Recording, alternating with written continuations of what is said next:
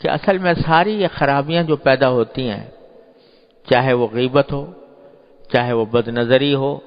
چاہے وہ حب جاہ ہو، عجب ہو، خود پسندی ہو، یہ سارے کے سارے شاخسانے ہیں اللہ تعالیٰ کے ساتھ تعلق مضبوط نہ ہونے کے۔ اللہ تبارک و تعالیٰ کے ساتھ تعلق مضبوط ہو، اللہ تبارک و تعالیٰ کا دھیان رہے، تو پھر یہ چیزیں قریب بھی نہیں پھٹکتی۔ دل میں اللہ تبارک و تعالیٰ کے ساتھ رشتہ جڑا ہوا ہو، اللہ تبارک و تعالیٰ کی نعمتوں کا دھیان ہو، اس نعمتوں کا شکر ادا کرنے کی توفیق ہو رہی ہو، اللہ تبارک و تعالیٰ نے جو کچھ اس کائنات کے اندر پیدا فرمایا ہے اس میں اس کو سوچنے کی، اس کے اوپر فکر کرنے کی، اس کو سوچنے کی عادت پڑی ہوئی ہو، تو پھر یہ باتیں جو ہے یہ ہوا کی طرح اڑ جاتی ہیں، یہ انسان کے اوپر اثر انداز نہیں ہوتی۔ جبکہ خیالات کی، انسان کے جو خیالات کی رو ہے، پچھلی مرتبہ میں عرض کر رہا تھا کہ خیالات کی رو کو رخ بدلو۔ ہر وقت دل و دماغ کے اوپر جو خیالات مسلط ہیں وہ سب لذت حاصل کرنے کے ہیں، راحت حاصل کرنے کے ہیں، دنیا کے منافع حاصل کرنے کے ہیں۔ ان سے اپنے خیال کو اس طرف سے ہٹا کر اللہ تبارک و تعالیٰ کی طرف، اللہ تعالیٰ کے حاکمیت کی طرف، اس کی خالقیت کی طرف، اس کے انعامات کی طرف، اس کی نعمتوں کی طرف، اس کی طرف دھیان کو پلٹاؤ، اور ایسا ہو جائے کہ اللہ تبارک و تعالیٰ کا دھیان رہے۔ دل میں جو خیالات آئیں، وسوسے بھی آئیں، تو اللہ تبارک و تعالیٰ کی عظمت کے، اس کی محبت کے، اس کے انعامات کے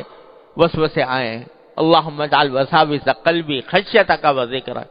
واجعل ہمتی و ہوایا فیما تحب و ترضی، نبی کریم صلی اللہ علیہ وسلم نے دعا سکھائی۔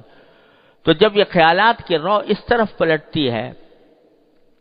خیال تو آئے گا، کوئی نہ کوئی آئے گا۔ خانہ خالی رہ دیو می گیرت، اگر خالی ہو گئے، اللہ تعالیٰ کے ذکر سے خالی ہو گئے، اللہ تعالیٰ کے یاد سے خالی ہو گئے، تو پھر شیطانی خیالات آئیں گے، شیطانی وساوس آئیں گے۔ اسی لیے نبی کریم سرور عالم صلی اللہ علیہ وسلم نے تلقین فرمائی کہ ان یکون لسانک رطبا بذکر اللہ، تمہاری زبان اللہ کے ذکر سے تر رہے، چلتے پھرتے اٹھتے بیٹھتے زبان پر ذکر ہو اللہ تبارک و تعالیٰ کا۔ ارے بھائی، نہ اس میں کوئی محنت ہوتی ہے، نہ اس میں کوئی مشقت لائق ہوتی ہے، نہ کوئی پیسہ خرچ ہوتا ہے۔ جا رہے ہو نا، چل رہے ہو، تو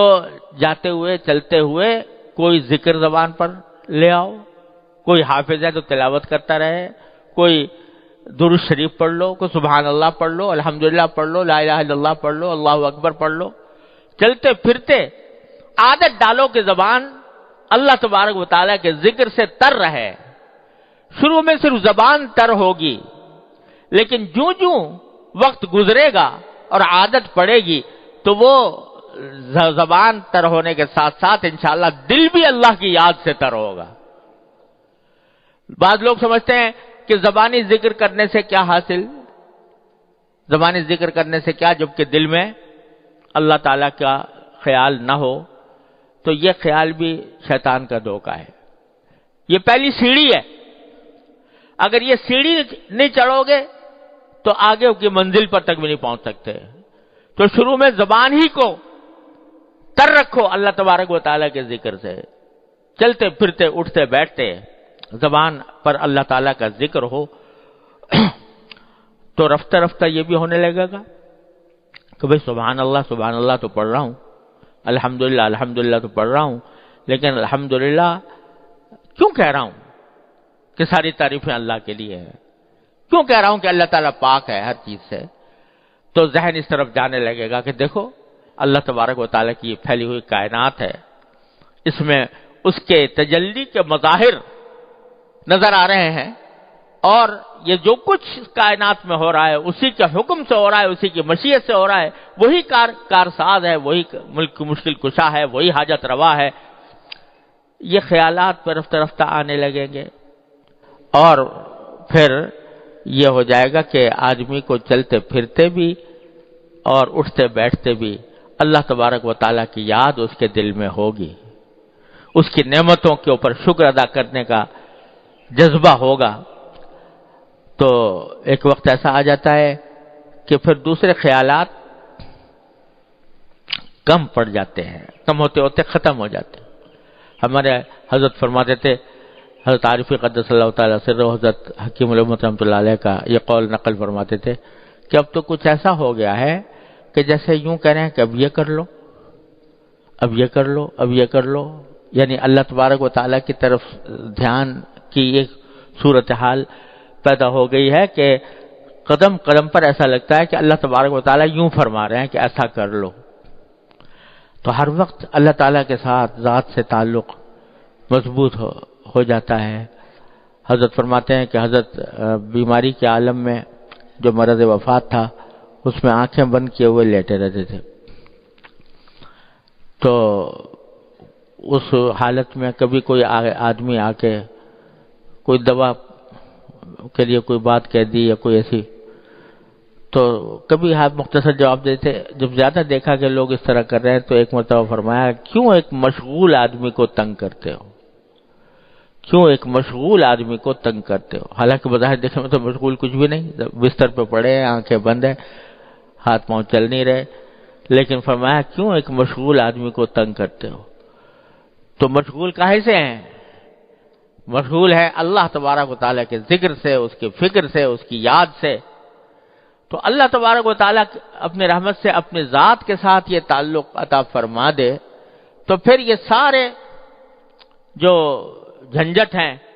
غیبتوں کے اور برائیوں کے اور حب جاہ کے اور حب مال کے اور حب دنیا کے اور بد نظری کے، اور یہ سب جو ہیں وہ ختم ہو جاتے ہیں۔ جیسے کل حضرت مجدود صاحب فرماتے ہیں کہ جب مہر نمایاں ہوا سب چھپ گئے تارے،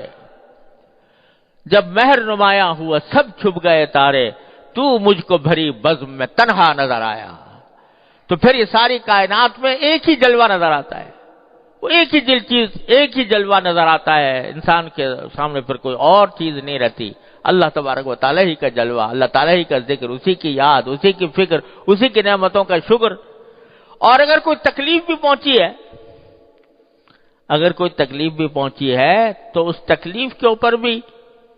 یہ خیال ہوتا ہے کہ یہ میرے مالک کی طرف سے اس کی مشیت کا ایک حصہ ہے اور اس مشیت کے اندر ہی مصلحت ہے، مجھے اس پر اجر مل رہا ہے۔ کانٹا بھی چبھ جاتا ہے تو وہ مجھے اجر عطا فرماتے ہیں، کوئی مجھے تشویش لائق ہوتی ہے تو اس پر بھی وہ اجر عطا فرماتے ہیں۔ تو تکلیف کی حالت ہو یا راحت کی حالت ہو، ہر صورت میں اللہ تبارک و تعالیٰ کے ذکر و فکر سے انسان کا دل آباد رہتا ہے۔ تو یہ اللہ تبارک و تعالیٰ کے ساتھ تعلق ہے جو انسان کو ان ساری گناہوں سے بچاتا ہے۔ کہاں کا عجب، کہاں کا تکبر، جب اللہ تبارک و تعالیٰ کی ذات کی طرف دھیان لگ گیا، اس کے ساتھ تعلق مضبوط ہو گیا، تو پر کہاں کا عجب اور کہاں کا اپنی کوئی حقیقت نظر نہیں آتی۔ اللہ تبارک و تعالیٰ کے عظمتوں کا استحضار کرنے کے نتیجے میں کبھی آدمی کے پر خیال بھی نہیں گزر سکتا کہ میں کوئی ایسی چیز ہوں کہ جو قابل ذکر ہو، سب کچھ ان کی عطا ہے۔ میرے حضرت والد ماجد رحمۃ اللہ علیہ تعالیٰ ان کے درجات بلند فرمائے۔ اللہ اکبر کبیرہ۔ مرض وفات سے کچھ دن پہلے ایک دن کبھی کبھی حضرت شعر بھی فرماتے تھے، تو ایک شعر فرمایا تھا اور وہ اس کی حالت کی تصویر کیا ہے، اللہ تبارک و تعالیٰ وہ ہم سب کے لیے اپنا حال بنا دے اپنی رحمت سے۔ فرمایا کہ تیرا جمال ہے، تیرا خیال ہے، تو ہے، تیرا جمال ہے، تیرا خیال ہے، تو ہے، مجھے یہ فرصت کاوش کہاں کہ کیا ہوں میں تو ہر وقت تیرے جمال، تیرے کمال میں، تیری ذات میں محور مگن ہوں، تو مجھے یہ کام فرصت رکھی ہے کہ میں اپنے بارے میں سوچوں کہ میری کیا حقیقت ہے اور میں کتنا بڑا ہوں اور کتنا چھوٹا ہوں. تیرا جمال ہے، تیرا خیال ہے، تو ہے، مجھے یہ فرصت کاوش کہاں کہ کیا ہوں میں. یہ اللہ تبارک و تعالی سے تعلق جب اپنی رحمت سے اللہ تعالیٰ اس کو مضبوط فرما دیتے ہیں تو یہ کیفیت ہو جاتی ہے. تیرا جمال ہے، تیرا خیال ہے، تو ہے، ہر وقت، ہر آن، ہر وقت، ہر آن، ہر کام میں. بظاہر آدمی دنیا کے کام میں لگا ہوا ہوتا ہے، لیکن اس کا دل مشغول ہے اللہ تبارک و تعالیٰ کے ساتھ. اور بظاہر وہ دیکھنے میں وہ کام کر رہا ہے جس کا دین سے کوئی تعلق نہیں، لیکن حقیقت میں اندر اس کا باطن، اس کا خیال، اس کا دھیان وہ اللہ تعالیٰ کی طرف ہے. دست بیار و دل بیار و دست بکار، کہ ہاتھ تو کام میں لگے ہوئے ہیں لیکن دل اللہ تبارک و تعالیٰ کی طرف متوجہ ہے. میں نے اپنے والد ماجد قدس اللہ تعالیٰ سرہ سے سنا، حضرت فرماتے تھے کہ ایک مرتبہ حضرت حکیم الامت قدس اللہ تعالیٰ سرہ کے خلفاء میں سے حضرت مفتی محمد حسن صاحب رحمۃ اللہ علیہ، ان کے مدرسے میں، امرتسر میں ان کا مدرسہ تھا، تو وہاں ایک مرتبہ حضرت کے کچھ خلفاء کا اجتماع ہوا، جس میں خود حضرت مفتی محمد حسن صاحب رحمۃ اللہ علیہ بھی تھے، میرے والد ماجد رحمۃ اللہ علیہ بھی تھے، اور حضرت مجذوب صاحب جو حضرت کے بڑے عاشق زار قسم کے خلیفہ تھے، اور تخلص بھی مجذوب تھا اور کچھ ادائیں بھی مجذوبانہ تھیں. تو ان کا اجتماع تھا. حضرت مفتی محمد حسن صاحب رحمۃ اللہ علیہ نے کچھ کھانے کی دعوت کی ہوئی تھی، تو کھانا ہوا. کھانے کے بعد وہ آم کا موسم تھا، آم لائے گئے، سب نے آم چوسے، اور اس دوران حضرت مجذوب صاحب چونکہ شاعر آدمی تھے تو شعر بہت سناتے رہے، غزلیں بھی سناتے رہے، کچھ ہنسی مذاق بھی ہوتا رہا. آخر کار جب کافی دیر مجلس گزر گئی تو حضرت مجذوب صاحب نے فرمایا کہ بھئی بتاؤ کس کس کو غفلت ہوئی، یعنی اس کھانے پینے میں، اس دعوت میں، اس مجلس میں، ہنسی مذاق میں کس کس کو غفلت ہوئی. غفلت کے معنی یہ کہ آدمی اللہ تعالیٰ کے ذکر سے غافل ہوا. تو بہت نے کہا کہ جی ہم سبھی اس وقت تو کھانے پینے میں لگے ہوئے ہیں اور اس چیز میں لگے ہوئے تھے. فرمایا الحمدللہ مجھے غفلت نہیں ہوئی. یعنی اس ہنسی مذاق کے ماحول میں بھی، اس کھانے پینے کے ماحول میں بھی، اس دوستانہ مجلس کے ماحول میں بھی الحمدللہ مجھے غفلت نہیں ہوئی. کیا معنی کہ یہ سب کچھ ہو رہا تھا ظاہری اعتبار سے، لیکن دل اللہ تبارک و تعالیٰ کی طرف متوجہ تھا. اس ہنسی مذاق کی مجلس میں جو لطف آ رہا تھا وہ بھی اللہ تعالیٰ کی عطا تھی، اور اس کی عطا ہونے کے ناطے اس سے اس کا شکر ادا ہو رہا تھا کہ اللہ آپ نے یہ اچھی مجلس عطا فرمائی ہے، اچھا کھانا عطا فرمایا ہے، اچھی لذتیں عطا فرمائی ہیں. تو اس وقت بھی اللہ تبارک و تعالیٰ سے رشتہ الحمدللہ قطع نہیں ہوا تھا، جڑا ہوا تھا اللہ تبارک و تعالیٰ سے. تو یہ کیفیت ایسا نہیں ہے کہ کوئی ناممکن بات ہو، کوئی محال چیز ہو، ناممکن العمل ہو جاتی ہے. اور ہوتی کس طرح ہے کہ مشق سے، بار بار کرنے سے، ایک چیز کے تکرار سے پھر وہ عادت بنتی ہے، اور عادت جو ہے وہ پھر آخر کار فطرت ثانیہ بن جاتی ہے انسان کی، کہ اس میں ہر کام کے ساتھ دوسرا عمل بھی. یہ تو نبی کریم سرور عالم صلی اللہ علیہ وسلم نے مختلف مواقع پر دعائیں سکھائیں کہ بیت الخلاء میں جا رہے ہو تو یہ پڑھو، اور باہر نکل رہے ہو تو یہ پڑھو، بستر سے اٹھو تو یہ پڑھو، مسجد کی طرف جا رہے ہو تو یہ پڑھو، مسجد میں داخل ہو رہے ہو تو یہ پڑھو، نکل رہے ہو تو یہ پڑھو، بازار میں جاؤ تو یہ پڑھو، کھانا کھاؤ تو یہ پڑھو، پانی پیو تو. یہ کیوں؟ یہ اس لیے کہ تاکہ یہ کام بھی کرتے رہو اور ان کاموں کا رشتہ اللہ تبارک و تعالی سے بھی جوڑتے رہو. ہر لمحے، ہر تھوڑی دیر کے بعد، ہر تھوڑے وقفے کے بعد رجوع اسی طرف ہے، اللہ تعالیٰ کی طرف. اے اللہ آپ کا شکر ہے آپ نے یہ عطا فرما دیا، اے اللہ آپ کا شکر ہے کہ آپ نے یہ نعمت عطا فرمائی، اے اللہ ہم آپ سے مانگتے ہیں کہ ایسا کر دیجئے۔ یہ سارا دعائیں جو سکھائی گئی ہیں نبی کریم سرور عالم صلی اللہ علیہ وسلم کی طرف سے ادعیہ ماثورہ، یہ انتہائی عجیب و غریب نسخہ ہے جو نبی کریم سرور عالم صلی اللہ علیہ وسلم نے بندے کو عطا فرما دیا ہے اپنے اللہ تعالی سے تعلق جوڑنے کا۔ تو یہ اسی لیے ہے کہ کام کچھ بھی کر رہا ہو انسان، لیکن اس کا رشتہ اللہ تبارک و تعالیٰ سے جڑا ہوا ہو، اللہ تعالیٰ کی یاد اس کے دل میں ہو، اللہ تعالیٰ کا ذکر اس کے دل میں ہو، تو جب یہ کیفیت ہو جاتی ہے تو پھر یہ ساری گناہ اور ساری معصیتیں اور منکرات یہ دھوئیں کی طرح اڑ جاتے ہیں اللہ تعالیٰ کے فضل و کرم سے۔ پھر انسان کو کچھ یاد نہیں رہتا سوائے اللہ تبارک و تعالیٰ کی نعمتوں کے، اس کے ذکر و فکر کے۔ اور یہ چیز جو ہے بھائی ایک تو مشق سے حاصل ہوتی ہے، دوسرے صحبت سے حاصل ہوتی ہے، کہ جب ایسے لوگوں کے ساتھ اٹھنا بیٹھنا ہوگا جو اللہ تبارک و تعالیٰ کے ساتھ جوڑے ہوئے ہیں، تو اس اٹھنے بیٹھنے کے نتیجے میں وہی کیفیت ہمارے اندر بھی آ جائے گی۔ اور اگر ایسے لوگوں کے ساتھ اٹھنا بیٹھنا ہوا جو غافل ہیں، اللہ بچائے غفلت میں ہیں، کہ اللہ تعالیٰ کی طرف دھیان نہیں جاتا، اللہ تعالیٰ کے سامنے حاضر ہونے کی کوئی فکر نہیں ہوتی، موت کا دھیان نہیں ہوتا، اور وہ غفلت کے عالم میں زندگی گزار رہے ہیں، ان کے ساتھ جب اٹھنا بیٹھنا ہوگا،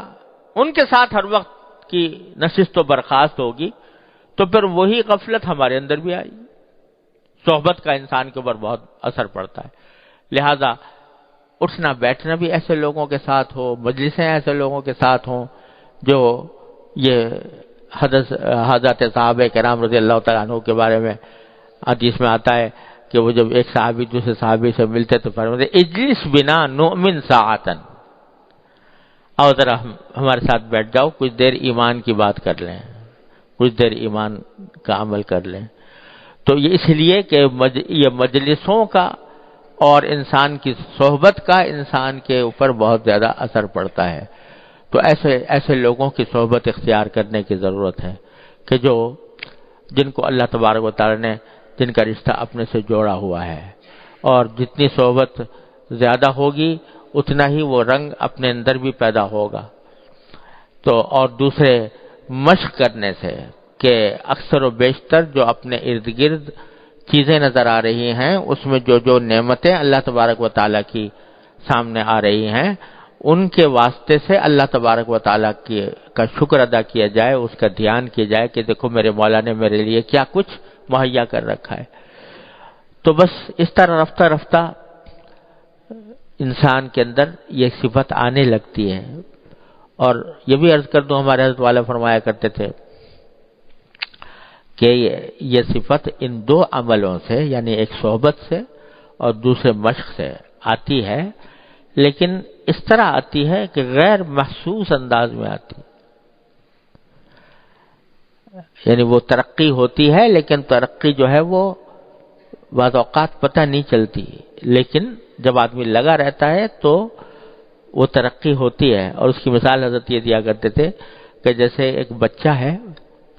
اس کی عمر بڑھتی ہے، تو عمر بڑھنے کے ساتھ ہر روز ترقی ہو رہی ہے اس کے اندر، یہاں تک کہ دیکھتے ہی دیکھتے بالغ ہو جاتا ہے، بڑا ہو جاتا ہے، جوان ہو جاتا ہے۔ لیکن اگر کوئی ہر روز ناپے کہ کل میں کتنا انچ تھا اور آج کتنا انچ ہوں، تو کچھ بھی پتہ نہیں چلے گا فرق، لیکن ہو رہی ہے ترقی، بڑھ رہا ہے آگے کی طرف۔ تو وہ محسوس جب لگا ہوا ہو محنت میں،